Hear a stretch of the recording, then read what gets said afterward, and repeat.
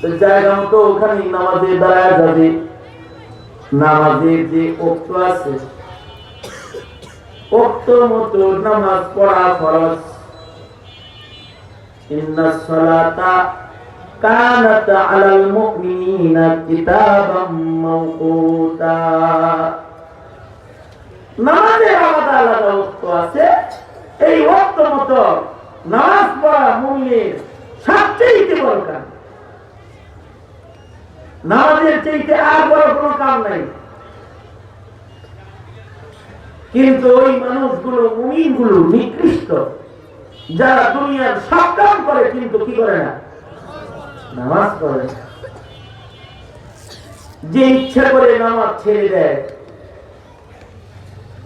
হাম্বলি মাযহাবে বলে ইচ্ছা করে যে নামাজ পড়ে না ও মুরতাদ হয়ে গেছে, ওর গর্দান ফেলায় দাও, আরে ফাঁসি দিয়ে দাও। আর হানাফি মাযহাব বলে কেউ যদি নামাজ না পড়ে বেনামাজি জমিনে ঘোরাফেরা করার অধিকার নেই, তাহলে জেলখানায় পাঠায় দাও। কই পাঠায় দিবে?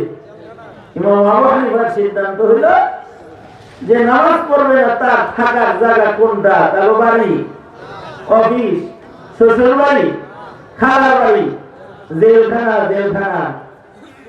বেনামাজির থাকার জায়গা কোনটা? হানাফি মাযহাবে বলে জেলখানা।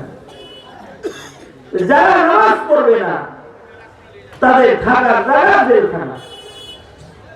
অর্থাৎ বেনামাজির রাস্তায় হাঁটা চলা করার কোন অধিকার নেই।